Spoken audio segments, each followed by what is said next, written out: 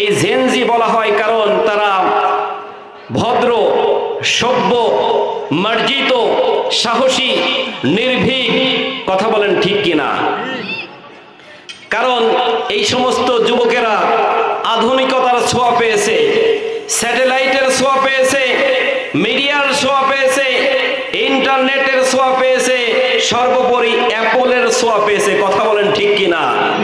Apple মানে কি বুঝতেছেন? অ্যাপল মানে আপেল। এই যে এরা বুঝতেছে, এই জেনারেশনকে বলা হবে আলফা জেনারেশন। কি এর পরবর্তী 12 সাল থেকে নিয়ে এই পর্যন্ত যাদের জন্ম হয়েছে তাদেরকে বলা হয় আলফা জেনারেশন। কতটা স্মার্ট দেখেন, এখনই বলে দিয়েছে ওরা।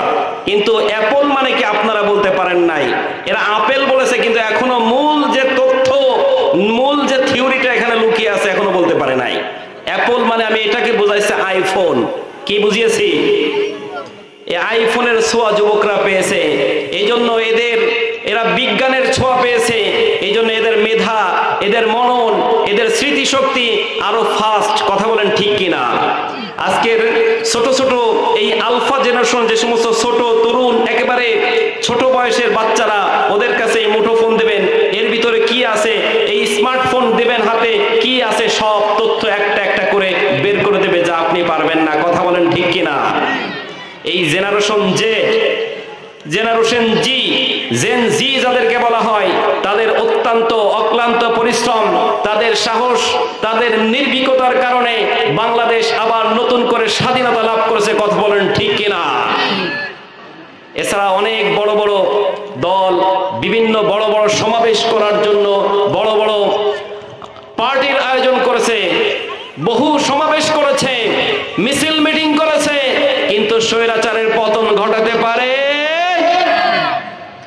এই জেনজি যুবকরা ঐক্যবদ্ধ হয়ে একই প্ল্যাটফর্মে এসে লিল্লাহি তাকবীর আল্লাহু আকবার স্লোগান দিয়ে জমিনে তারা নেমেছিল, জমিনটাকে প্রকম্পিত করেছিল। এই জন্য নাস্তিক রাম বাম পালানোর জন্য, আল্লামা সাইদের বাণী পালানোর জন্য ইঁদুরের গর্ত পর্যন্ত খুঁজে পাবে না। আর ঠিক তাই হয়েছে। কথা বলেন ঠিক কিনা? সম্মানিত প্রিয় হাজিরিন, তাহলে এই জেনজি, এই সমস্ত যুবক ভাইয়েরা অত্যন্ত স্মার্ট, অত্যন্ত ভদ্র, এরা মার্জিত, এরা সাহসী। এরা যদি একবার ঘুরে দাঁড়ায় তাহলে এই বাংলাদেশকে ইসলামপন্থী হিসেবে, ইসলামী রাষ্ট্র হিসেবে কায়েম করতে বেশি সময় লাগবে না। ঠিক কিনা? এই জন্য যুবক ভাইদেরকে বলতে চাই, একই প্ল্যাটফর্মে এসে ঐক্যবদ্ধ হয়ে লিল্লাহি তাকবীর আল্লাহু আকবারের স্লোগান দিয়ে এই বাংলার জমিনকে প্রকম্পিত করে সমস্ত নাস্তিক রাম বামদের পতন ঘটিয়ে এই বাংলার জমিনে ইসলাম প্রতিষ্ঠিত করার জন্য চেষ্টা করতে হবে। রাজি আছো কারা কারা? দুই হাত তুলে আল্লাহ তাআলাকে দেখাও। লিল্লাহি তাকবীর। জেনজি যুবকদের ভালো ভালো কিছু বললাম, যুবকরা মহা খুশি। ওই পাশটা স্লোগান আসতে, কি সুন্দর। এখানে যদি বলা হয় যুবকরা ইফটিজিং এর পক্ষেও থাকে, সকালবেলায় ভোরবেলায় সেই 7টার সময় ঠান্ডার ভিতরে কুয়াশার মধ্যে কাঙ্গালের মতো, এতিমের মতো গার্লস স্কুলের সামনে, গার্লস কলেজের সামনে, গার্লস মাদ্রাসার সামনে মেহগুন গাছের নিচে হেলান দিয়ে দাঁড়িয়ে থাকে এক নজর লাইলিকে দেখার জন্যে। এরকম যুবক আছে না নাই? আছে? এইবার যুবকরার কথা বলছে না, এবার শুনিনি যুবকরা। মাশাআল্লাহ। যদি এরকম কোন জেনজি স্মার্ট যুবক থাকে, আমি সেই সমস্ত যুবকদেরকে বিনীতভাবে আহ্বান, অনুরোধ জানাই, যুবকরা ফিরে আসো। তোমরাই হচ্ছে ইসলামের প্রাণশক্তি। কারণ যুবকদের দ্বারা ইসলাম বিজয়ী হয়েছে। যুবকদের হুঙ্কারে, যুবকদের মিছিলে আবু জেহেল পর্যন্ত পালাতে বাধ্য হয়েছে। কথা বলেন ঠিক কিনা? আমার ভাইয়েরা, বন্ধুগণ, সাইয়েদিনা ওমর ইবনুল খাত্তাব রাদিয়াল্লাহু আনহু যখন ইসলাম কবুল করলেন, ইসলাম গ্রহণ করলেন, তখন তার বয়স ছিল মাত্র 26 বছরের টকবগে যুবক। কয় বছর? ভালো করে বুঝতে হবে। আল্লাহর নবীকে ডেকে বলছেন,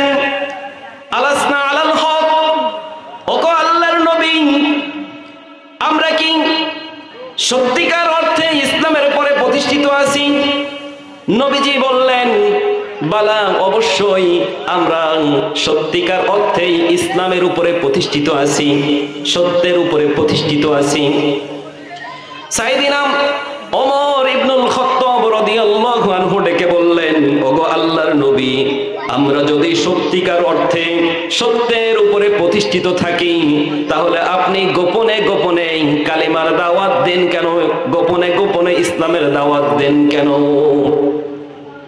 আমি ওমর যুবক মানুষ, আমি ইসলাম কবুল করে নিয়েছি, এখন থেকে আর গোপনে গোপনে ইসলাম প্রচার করার সুযোগ নাই। আমি যুবক মানুষ, আমি ইসলাম কবুল করে নিয়েছি। যুবকরা বা বৃদ্ধ বাবাজিরা, আপনারা ওমরের ব্যাপারে শুনেছেন না? ওমর কেমন সাহসী যুবক ছিল, যে রাস্তা দিয়ে হেঁটে যেত ওই রাস্তায় 40 দিন পর্যন্ত শয়তান যাওয়ার সুযোগ পেত না। কথা বলেন ঠিক কিনা? এত সাহসী। এরকম সাহসী আমার যুবকরা আছে কারা কারা? আমাদের যুবকরা সামনের দিকে ঠেলে দিলে আরো পিছে চলে আসে। আমার ভাইরা বন্ধুগণ, সাইয়েদিনা ওমর ইবনুল খাত্তাব রাদিয়াল্লাহু আনহু ডেকে বললেন, ওগো আল্লাহর নবী, আমি একটি মিছিল বের করতে চাই। আল্লাহর নবী, প্রিয় নবী মুহাম্মদুর রাসূলুল্লাহ সাল্লাল্লাহু আলাইহি ওয়াসাল্লাম ডেকে বললেন, যাও ওমর, তোমাকে মিছিলের পারমিশন দেয়া হলো। আর এইটাই ছিল ইসলামের প্রথম মিছিল। সাইয়েদিনা ওমর ইবনুল খাত্তাব রাদিয়াল্লাহু আনহু একদল যুবকদেরকে নিয়ে একটা মিছিল বের করলেন। মিছিলের সামনের কাতারে ডান পাশে রাখলেন আরেকজন সিফা সালাহ, হযরতে হামজা রাদিয়াল্লাহু আনহু। ইসলামের জন্য তার অক্লান্ত পরিশ্রম, তার অক্লান্ত ত্যাগ, কোরবানি রয়েছে। কথা বলেন ঠিক কিনা? তাকে 80 টুকরা করা হয়েছে, তার লজ্জা স্থানকে পর্যন্ত 3 টুকরা করা হয়েছে। এত ত্যাগ, এত কোরবানি ইসলামের জন্য করেছে। মিছিলের ডান পাশে রাখলেন সাইয়েদিনা হামজা রাদিয়াল্লাহু আনহু এবং বাম পাশে তিনি থাকলেন। আর মাঝ বরাবর রাখলেন আমাদের নবী, প্রিয় নবী মুহাম্মদুর রাসূলুল্লাহ সাল্লাল্লাহু আলাইহি ওয়াসাল্লামকে। সাইয়েদিনা ওমর ইবনুল খাত্তাব রাদিয়াল্লাহু আনহু মিছিল তুললেন, লিল্লাহি তাকবীর, আল্লাহু আকবারের একটা স্লোগান তুললেন। আল্লাহু আকবার দিলে বিগত 16 বছরে সমস্যা ছিল কি ছিল না? আল্লাহু আকবার বলে স্লোগান দিবে, এটা কোনো দলীয় স্লোগান না, কোন বাবার স্লোগান না, কোন নেতার স্লোগান না। স্লোগানটা শুধুমাত্র একমাত্র কেবলমাত্র কার? ওরা মনে করতো আল্লাহর নামও যদি উচ্চারণ করে তাহলে আমাদের গদি টিকবে না। এমন ভাবে বসেছে যে মনে হয় পিছনে সুপার গুলো লাগিয়ে বসেছে। কথা বলেন, আর মধ্যে ছাড়তে মন চায় না।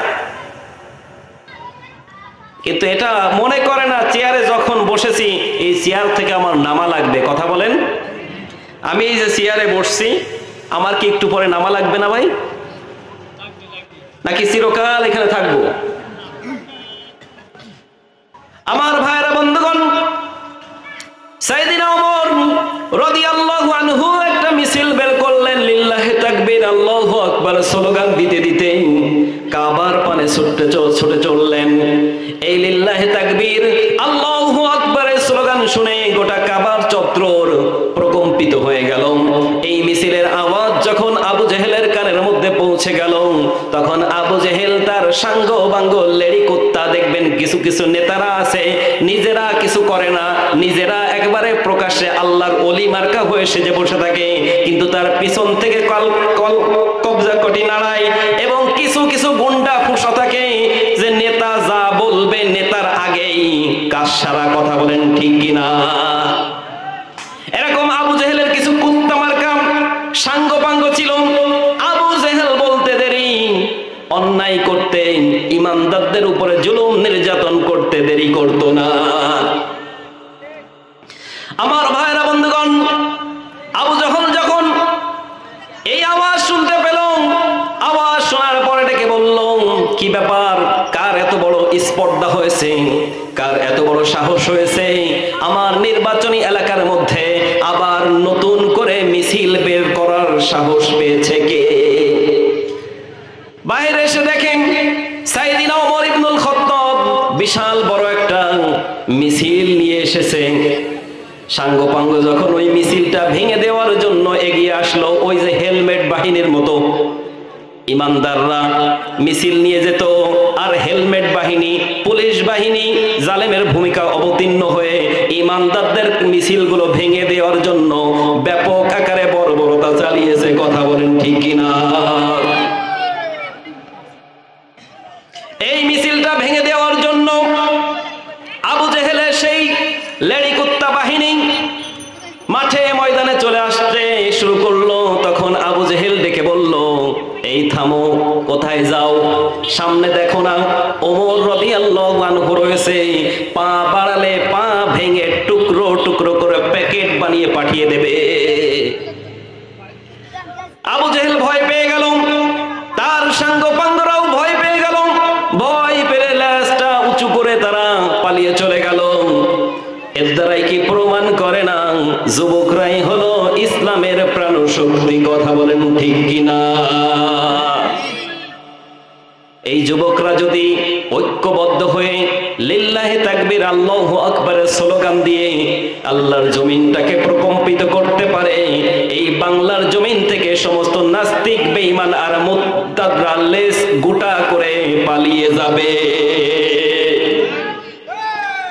নাস্তিকতা নিপাত যাক, দিন ইসলাম জিন্দাবাদ। নাস্তিকতা নিপাত যাক, দিন ইসলাম জিন্দাবাদ। কোটি প্রাণে একই আওয়াজ, খোদাদ্রোহী ছাড় পাবে না, এই বাংলায় ঠাঁই হবে না। মুসলমানরা জেগেছে আজ, জোর কদমে সামনে চলো, বজ্র কণ্ঠে আওয়াজ তোলো, সবাই মিলে একই তালে দাও না স্লোগান, নারায়ে তাকবীর, নারায়ে তাকবীর।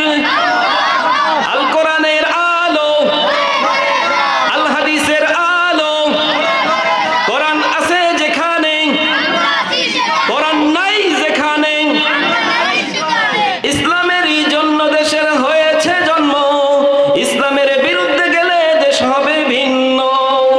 ইসলামের বিরুদ্ধে যারা নিয়েছ অবস্থান, এই বাংলায় ঠাঁই হবে না, যাও হিন্দুস্তান। ঠিক কিনা? কোথায় গেছে নাস্তিক আর বেঈমান, রাম আর বামরা পালিয়ে কোথায় গেছে? বলেন বলেন বলেন। হিন্দুস্তান না?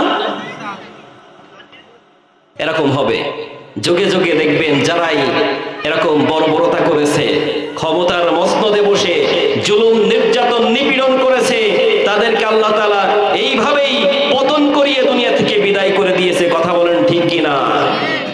আমরা দেখেছি, আমরা কোরআন এবং হাদিস পড়ে জেনেছি যে আবু জেহেল, নমরুদ, ফেরাউন, তাদের পতন কিভাবে হয়েছে। তারা ক্ষমতার মসনদে বসে ইমানদারদের উপরে জুলুম নির্যাতন নিপীড়ন করার কারণে, ক্ষমতায় বসে লাভ দেওয়ার কারণে তাদেরকে আল্লাহ তাআলা একটাকে মশার কামড় খাইয়ে, জুতোর পিটা খাইয়ে দুনিয়া থেকে বিদায় করেছে, আর একটাকে পানির ভিতরে চুবিয়ে চুবিয়ে দুনিয়া থেকে বিদায় করেছে। কথা বলেন ঠিক কিনা? আর স্বচক্ষে দেখলাম বাংলাদেশে লেডি ফিরাউন, লেডি ফিরাউন আল্লাহ তাআলা ছাত্র জনতাকে, জেন জিকে আবাবিলের ভূমিকায় অবতীর্ণ করে তাদেরকে দুনিয়া থেকে, এই দেশ থেকে বিতাড়িত করেছে। কথা বলেন ঠিক কিনা? মন খারাপ যাবে না, খারাপ করা যাবে না, কারণ আপনি ভুল করেছেন, এতদিন আপনি আমাদের উপরে চেপেছেন, তার তো একটু বাতাস নেওয়া লাগবে, লাগবে না? আমরা কিছু বলবো না? 17টা বছর জুলুম নির্যাতন করে কত মানুষ বাড়িতে ঘুমাইতে পারে নাই, কত মানুষ তার হালাল স্ত্রীর কাছে থাকতে পারে নাই, কত মানুষ দিনের পর দিন সন্তানের মুখ থেকে আব্বু ডাক শুনতে পারে নাই, কত মানুষ জেলের মধ্যে একেবারে সব চাইতে অন্ধকার আয়না ঘর পর্যন্ত বানিয়ে যুগের পর যুগ, দিনের পর দিন তারা জেলখানায় রেখে, এমনকি কখন মৃত্যু হয়েছে, কখন মারা গেছে, এই খবরটা পর্যন্ত দেয় নাই।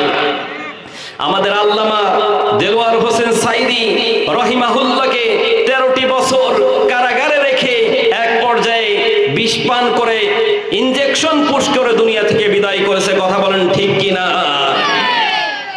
আল্লামা দেলোয়ার হোসেন সাইদি রাহিমাহুল্লাহ তিনি বলেছিলেন, আমার ৭১-এর সময় ৭১-এর কোনো কাদা পানি, যুদ্ধের কোনো কাদা পানি আমার গায়ে লাগে নাই। আল্লাহর কসম করে বললেন। তারপরেও লোকটাকে দিনের পর দিন দেখেন তারা চেপে রেখেছে। তারা মনে করেছিল সাইদি বাইরে থাকলে তার জনপ্রিয়তা বেড়ে যাবে, সে ইসলামকে বিজয় করে ফেলবে। কিন্তু দেখেন কারাগারে যত তারা আটকিয়ে রেখেছে, তাকে যত নিভিয়ে দিতে চেয়েছে, তার মৃত্যুর পর পর্যন্ত আজ পর্যন্ত তার কি জনপ্রিয়তা যারা পরিমাণ কমেছে নাকি হাজার হাজার গুণ বেড়ে গিয়েছে? ডক্টর মিজানুর রহমান আজহারিকে জনপ্রিয়তার কারণে এ দেশ থেকে বিতাড়িত করে প্রবাসে পাঠিয়েছিল। কথা বলেন।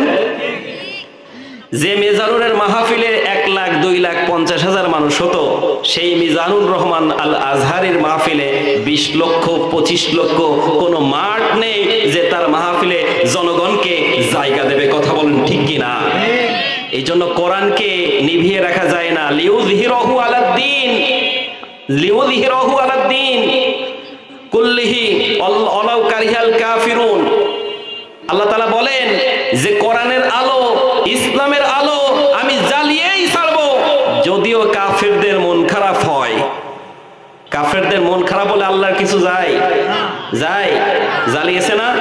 জ্বালাবে ইনশাআল্লাহ, আরো জ্বালাবে। দেখবেন অচিরেই এই বাংলার জমিন ইসলামী রাষ্ট্র হিসেবে পরিণত হয়ে গেছে ইনশাআল্লাহ। সম্মানিত হাজিরিন, কথা অপ্রাসঙ্গিক ভাবে বলে ফেললাম অনেক। এবার আসেন আমরা কোরআন থেকে কিছু কথা বলি। কোরআনে কারিমের ২ নম্বর সূরা, সূরা বাকারার ২০৮ নম্বর আয়াতে কারিমা আপনাদের খেদমতে আমি তেলাওয়াত করেছি। তো এই আয়াতে কারিমার মধ্যে আল্লাহ তাআলা বলছেন, ইয়া আইয়ুহাল্লাযীনা আমানু দুখুলু ফিস-সিলমি কাফা ওয়া লা তাত্তাবিউ খুতুওয়াতিশ শাইতান ইন্নাহু লাকুম আদুউম মুবিন। সরল অর্থ এই, ওহে যারা ঈমান এনেছো, ঈমানের দাবি করো, তোমাদেরকে বলছি তোমরা ইসলামের মধ্যে আংশিক না, অর্ধেক না, অপূর্ণ নয়, একেবারে পরিপূর্ণ প্রবেশ করে সোজা হয়ে যাও। শয়তানের পদাঙ্ক অনুসরণ করো না, কারণ শয়তান তোমাদের প্রকাশ্য শত্রু। কোন আয়াত থেকে যদি আমরা কথা শুনতে চাই, তাফসিরে মুফাসসির ইকরামগণ ৫টা কথা বলেছেন, ৫টা বিষয় জানিয়েছেন। ফখরউদ্দিন রাজি তিনি বলেছেন ৫টা বিষয় মেনে তারপরে কোরআন শোনা লাগবে। ১ নম্বরে বিশুদ্ধ তেলাওয়াত, ২ নম্বরে সরল অর্থ, ৩ নম্বরে প্রেক্ষাপট, ৪ নম্বর ব্যাখ্যা, আর ৫ নম্বর শিক্ষা নিয়ে তারপরে বাড়ি যেতে হবে। পারা যাবে না? এই শিক্ষাটা নিয়ে বাড়িতে যেতে রাজি আছেন কারা কারা? ২ হাত তুলে আল্লাহ তাআলাকে দেখান। শেষ পর্যন্ত থাকবেন? থাকা যাবে ইনশাআল্লাহ? নাকি ওই রকম করবেন এই যে উত্তরবঙ্গের দিকে বক্তাদেরকে উঠায় ৩টার সময়, রাত ৩টায়। কয়টায়? এক বক্তাকে ওরকম উঠাইছে রাত ৩টায়। চিন্তা করছে রাত যেহেতু গভীর হয়ে গেছে, আশপাশে সবাই ঘুমিয়ে পড়েছে, আমিও চোখ বন্ধ করে ওয়াজ শুরু করলাম। শ্রোতা জেনে যায় যাক ৩ ঘন্টা পুরো ওয়াজ। যখন ফজরের আজান দিচ্ছে পাশে, তখন তিনি ওয়াজ শেষ করেছে। তাকিয়ে দেখে শ্রোতা একজনও নাই, একটা লোক এতিমের মতো বসে আছে।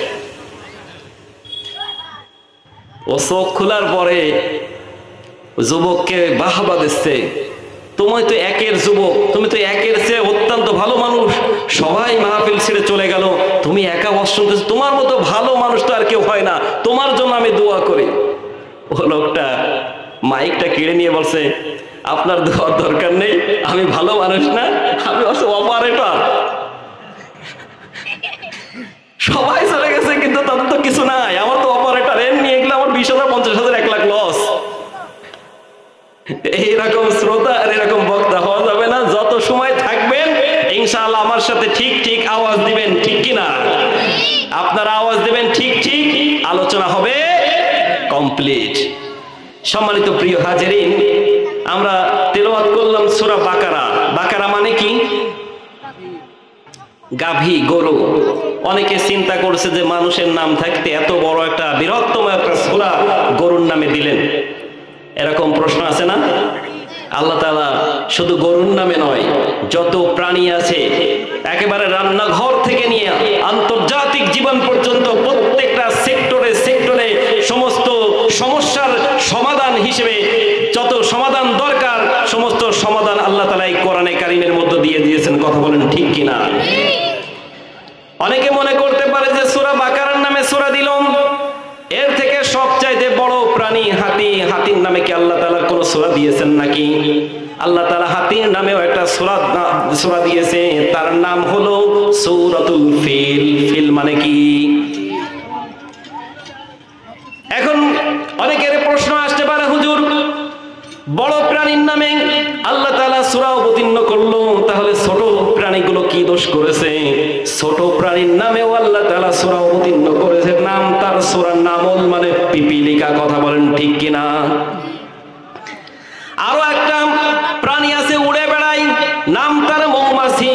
এই মৌমাছি নামে আল্লাহ তাআলা একটা সূরায় অবতীর্ণ করেছেন, নাম তার নাহাল। কি? আরেকটা প্রাণী আছে যে প্রাণীটা ওই যে বিভিন্ন জায়গায় বাসা বাঁধে, নাম তার মাকড়সা। এই মাকড়সা নামে আল্লাহ তাআলা একটা সূরা নাজিল করেছেন, নাম তার আনকাবুত। আপনি মনে করছেন যে কিছুই নেই না? অনেকে বক্তব্য দিচ্ছে কোরআনে রাজনীতি নেই, কি এরকম বক্তব্য অনেকে দিচ্ছে না? ভাই আমি কারো নাম নিচ্ছি না, অন্ধকে আমি পথ চলানোর জন্য, পথ দেখানোর জন্য চেষ্টা করতেছি, মন খারাপ করা যাবে কিনা, রাজনীতি আছে কিনা সেটা আজকে আপনাকে দেখাবো ইনশাআল্লাহ। স্বচক্ষে লাইভ আকারে আপনার দেখা লাগবে। সম্মানিত প্রিয় ভাইয়ের আমার, এইটা কোনো রাজনীতি করার কিতাব না, কিন্তু রাজনীতি করার জন্য যা যা করণীয়, যা যা উপাদান, যা যা নীতিমালা সব এই আল্লাহ তাআলা কোরআনে কারীমের মধ্যে দিয়ে দিয়েছেন। কথা বলেন ঠিক কিনা? আচ্ছা, রাজনীতি করার জন্য একটা বিষয় দরকার, সর্বপ্রথম যেটা, সেটা একটা রাষ্ট্র দরকার। কি দরকার? রাষ্ট্র নামে আল্লাহ তাআলা রাষ্ট্রের উপাদান 4টি দিয়ে আল্লাহ তাআলা একটা রাষ্ট্র নামে সূরা নাজিল করলেন। সেই সূরাটার নাম কি পারবেন? সূরা মুলক। মুলক মানে কি? রাষ্ট্র। এগুলো লেখেন, লিখে নেন, নাহলে সকালবেলায় যে আবার গীবত করবেন না, হুজুর রাজনীতি করে গেল, ওর সুযোগ হবে না আপনার। আপনি নোট করেন। তাহলে রাষ্ট্র নামে আল্লাহ তাআলা একটা সূরা অবতীর্ণ করলেন, নাম তার সূরা মুলক মানে রাষ্ট্র। এখন আপনি মনে করতেছেন যে শুধু রাষ্ট্র হলে হবে না, রাষ্ট্র পরিচালনা করার জন্য সংবিধান দরকার আছে না নাই? আমাদের বাংলাদেশের সংবিধানে 183টা ধারা দিয়ে আল্লাহ তাআলা মানুষের নির্বাচিত করা মানুষ তৈরি করেছে একটা সংবিধান। 183টা বারবার বহুবার এটা পরিবর্তন হয়েছে। কথা বলেন ঠিক কিনা? আল্লাহ তাআলা এরকম 83টা ধারা দিয়ে, 183টা ধারা দিয়ে একটা সংবিধান নামে সূরা দিয়েছে, নাম তার সূরা ফুরকান। ফুরকান মানে সংবিধান। এখন চিন্তা করছেন যে সংবিধান হলো, রাষ্ট্র হলো, এখন জনগণের প্রয়োজন আছে না? জনগণ না থাকলে সংবিধান আর রাষ্ট্র হলে কি দেশ চলবে? জনগণ নামে আল্লাহ তাআলা একটা সূরা অবতীর্ণ করেছেন, সেই সূরার নাম হলো সূরা জুমার। জুমার মানে সূরা দাহার, দাহার মানে জনগণ।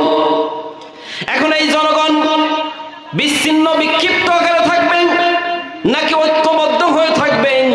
ঐক্যবদ্ধ হয়ে থাকার নির্দেশ দিয়ে আল্লাহ তাআলা ঐক্যবদ্ধ জনগণ নামে একটা সূরা অবতীর্ণ করলেন, নাম তার জুমার। সম্মানিত প্রিয় হাজরিন, হয়ে গেল দেশ, সংবিধান, জনগণ। এখন এই দেশ পরিচালনা করার জন্য একটা রাজধানী দরকার আছে না নাই? আমাদের দেশে রাজধানী আছে না নাই? রাজধানীর নাম কি? ঢাকা। এই রাজধানী ঢাকার নামে আল্লাহ তাআলা একটা সূরা অবতীর্ণ করেছেন, নাম দিয়েছে বালাদ। বালাদ মানে রাজধানী। আল্লাহু আকবার। কি চমৎকার ভাবে আল্লাহ তাআলা সাজিয়েছেন। শুধু রাজধানী হলে হবে না, রাজধানীর মধ্যে একটা সাজানো গোছানো নগরী থাকা লাগবে, যাকে আমরা এতদিন মনে প্রাণে বিশ্বাস করে এসেছি, বঙ্গভবন, যেখানে প্রধানমন্ত্রী থাকে, রাষ্ট্রপতি থাকে, এই সাজানো গোছানো বঙ্গভবন নামে আল্লাহ তাআলা একটা সূরা অবতীর্ণ করেছে, নাম দিয়েছে সাবা। সাবা মানে সাজানো গোছানো নগরী। আল্লাহু আকবার। এখন দেশ হলো, সবকিছু হলো, প্রধানমন্ত্রীর দরকার আছে না? প্রধানমন্ত্রী নামে আল্লাহ তাআলা একটা সূরা অবতীর্ণ করেছেন, নাম দিয়েছে তার ইয়াসিন।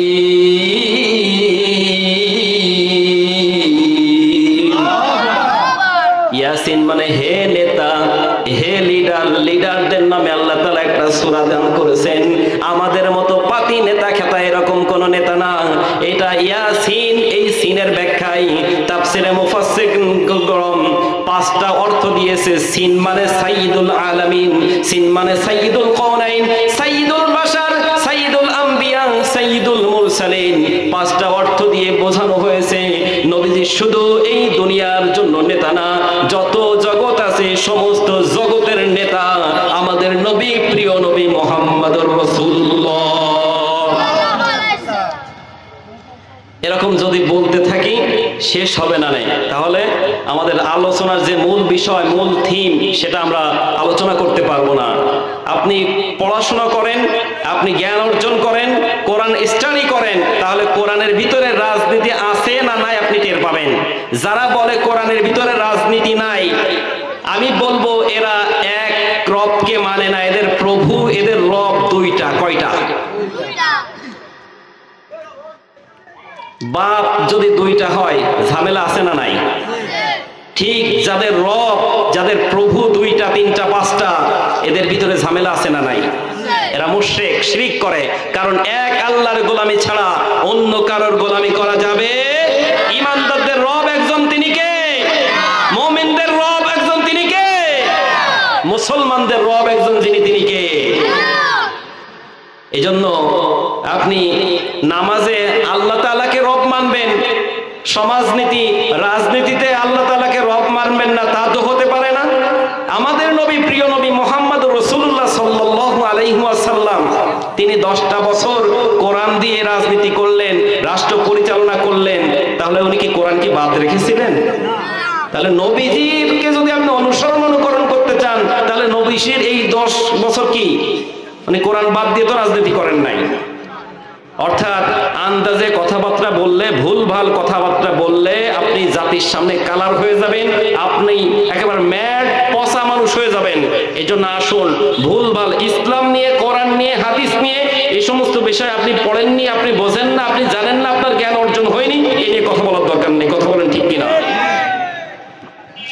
আমার ভাইয়েরা, বন্ধুগণ, তাহলে আল্লাহ তাআলা বললেন, ইয়া আইয়ুহাল্লাযীনা আমানু, ওহে যারা ঈমান এনেছো, তোমরা ইসলামের মধ্যে পরিপূর্ণ প্রবেশ করে সোজা হয়ে যাও।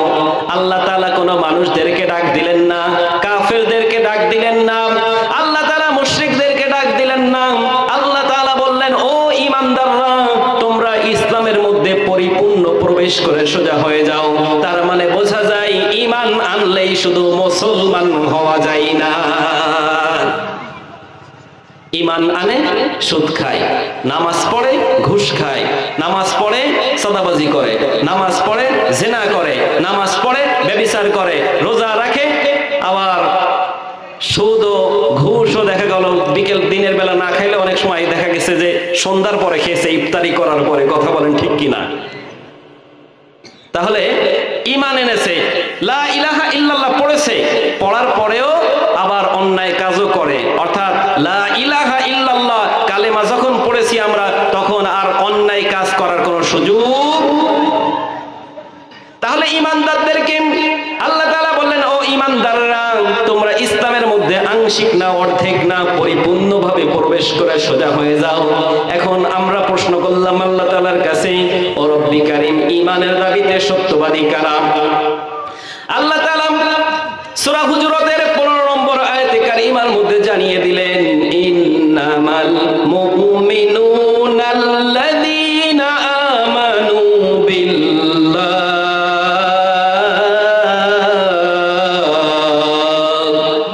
ওয়া রাসূলিহি সুম্মা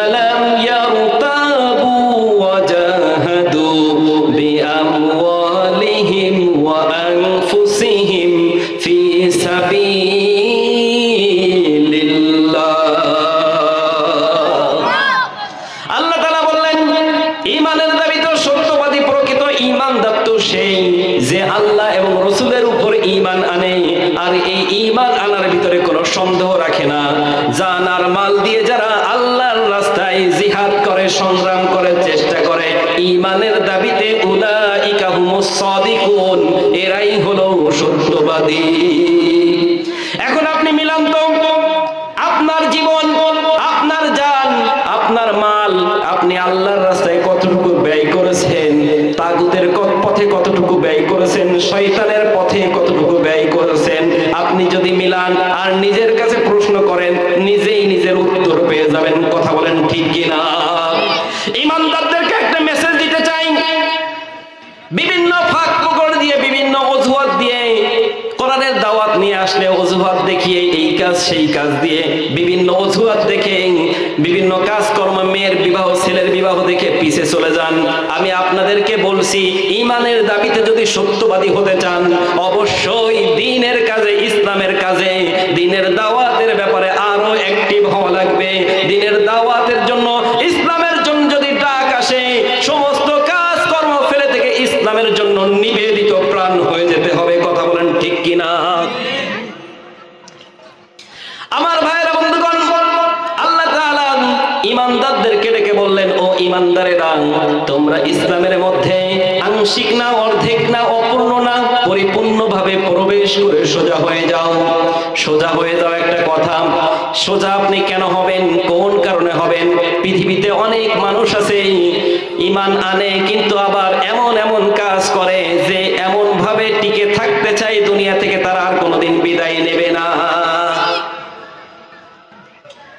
এক ব্যক্তি ট্রেনে উঠেছেন, কাছে কোলের ভিতরে একটি কুকুর রেখেছে, লাগেজ টাগেজ ব্যাগ সবকিছু মোটামুটি আছে, কামরার মধ্যে বসে আছে। কিছুক্ষণ পরে আরেকটা মুসলমান ওই কামরার ভিতরে প্রবেশ করেছে, কিন্তু সালাম দেয় নাই।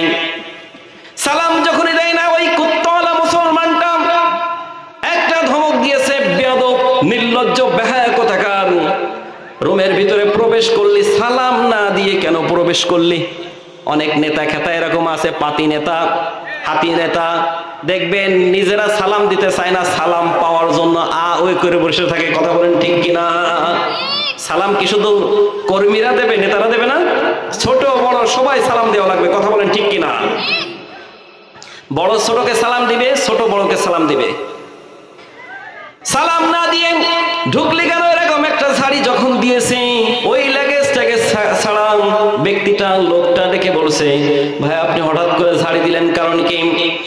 কয় তুমি একটা দেখো না, আমি একটা মুসলমান, এখানে বসে আছি, তুমি সালাম না দিয়ে কেন প্রবেশ করলা? ওই লোকটা দেখে বলছেন, বিশ্বাস করেন, আপনি যখন কোলের ভিতরেই কুকুর রেখেছেন, আমি তখন মনে করেছি, জানি যে ইহুদি খ্রিস্টানরা তারা তাদের কোলের ভিতরে, তাদের বেডের ভিতরে, তাদের ঘরের ভিতরে, তাদের হাতে, তাদের কোলের ভিতরে কুত্তা রাখে, বিড়াল রাখে। আমি মনে করেছি তাদেরকে অনুকরণ করে আপনি ওই কুত্তা, বিড়াল, কুত্তাটা রেখেছেন। আমি মনে করেছি আপনি ওই ধর্মের। ওই লোকটা রেখে বলছে, না না, আমি মুসলমান। এই কুত্তাটা আমার কাছে রাখার কারণ হলো, কারণ আমি এই কুত্তাটা কাছে রেখেছি, কিন্তু ইহুদি খ্রিস্টানদের অনুকরণ করে নয়। এই কুত্তাটা রাখার কারণ হলো, আমি ওয়াজের মধ্যে শুনেছিলাম, এক হুজুর ওয়াজ করেছিল যে কুকুর, বিড়াল যদি কোনো স্পটে, কোনো জায়গার মধ্যে থাকে, ওইখানে ফেরেশতা প্রবেশ করে না। আর ফেরেশতা যেহেতু প্রবেশ করবে না, আমার জানটাও কবজ করতে পারবে না। ওরে সিটার! এরকম সিটার আছে না নাই? কথা বলেন। ওই লোকটা ডেকে বলছেন, চিন্তা করার কোনো কারণ নাই ভাই, আপনি ওয়াজ শুনেছেন ঠিক আছে, ওয়াজের ভিতরে একটু শোনাবুল আছে, যে স্পটে, যে জায়গার মধ্যে কুকুর থাকে, ওই স্পটে, ওই জায়গায় রহমতের ফেরেশতা প্রবেশ করে না, কিন্তু অন্য ফেরেশতা প্রবেশ করতে পারে। আজরাইল আলাইহিস সালামের দায়িত্ব হলো জান কবজ করা, রহমতের ফেরেশতা তো তিনি নয়। তিনি সময় যখন ফুরিয়ে যাবে, ইদা জা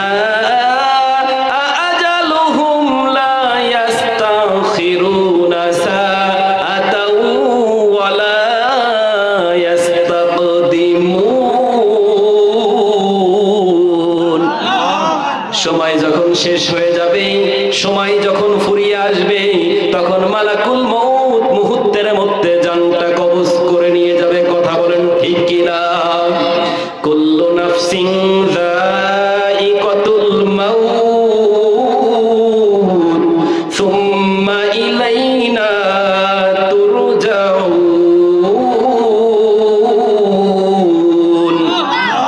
প্রাণী পদবাচ্যে বিবেচিত যারা, তাদেরকে মাস্ট বি অবশ্যই অবশ্যই মৃত্যুর স্বাদ আস্বাদন করা লাগবে। কথা বলেন ঠিক কিনা? তাহলে এরকম বেকা তেড়া যারা আছে, আজকে সোজা হওয়া যাবে না ইনশাআল্লাহ। সোজা কেন হবেন? কোন কারণে সোজা হবেন? ও আমার প্রিয় ভাইরা, ও মাগুরাবাসী, যশোরবাসী, একটু ভালো করে লক্ষ্য করেন, ভালো করে বোঝার জন্য চেষ্টা করেন। আমরা যখন ছোটবেলায় মক্তবে হেফজখানায় মাদ্রাসায়, আলিয়া মাদ্রাসায়, ইবতেদায়ী মাদ্রাসায় যখন পড়েছি, মাদ্রাসায় যখন ভর্তি হয়েছি, ভর্তি হওয়ার পরে আমাদের হাতে একটা লাল কায়দা তুলে দেওয়া হয়। কথা বলেন ঠিক কিনা? ওই কায়দার মধ্যে প্রথম পৃষ্ঠার মধ্যে হরফ আছে কয়টা? 29টা হরফ আছে। 29টা হরফের মধ্যে প্রথম হরফটার নাম কি একটু বলেন তো? আলিফ। আলিফটা বাঁকা না সোজা? বাঁকা না সোজা? আল্লাহ তাআলা সর্বপ্রথম এখানে আলিফ দেওয়ার কারণ কি?